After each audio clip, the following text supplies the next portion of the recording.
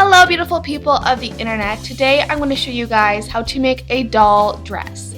So I'm just taking some fabric and I'm going to start drawing out the shape for the halter top neck. So I'm drawing two triangles that'll go into a V so that it creates a little V-neck shape.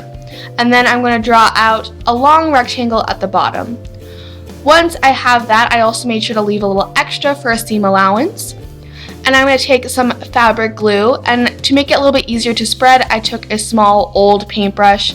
Just fold in your fabric on the glue and make sure that you hold your fabric for a couple seconds to make sure that it sticks.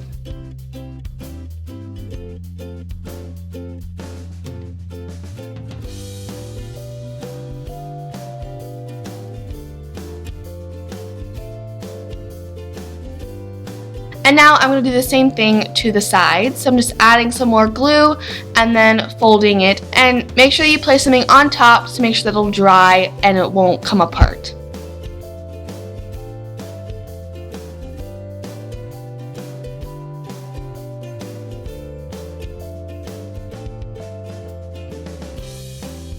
Now taking a piece of paper, I'm going to trace something round on top of it so we can have a pattern for our skirt. I'm just cutting out the circle and placing it on top of my blue fabric. I'm going to pin it down. And then taking my fabric scissors, I'm going to cut around the circle.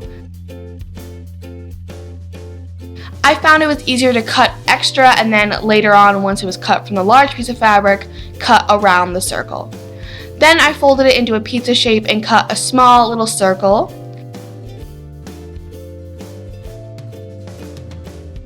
And then I cut up to the circle, and I decided to make my circle a little bit bigger since my doll's waist is quite a lot larger. Now taking a piece of ribbon, flipping it onto the bad side, I'm going to add some glue on top of the ribbon and then place my skirt, making sure that you get that rounded part, that little circle on the inside, placing it straight on the ribbon. Once it's dry, I also glued the two cut ends together to create a complete skirt.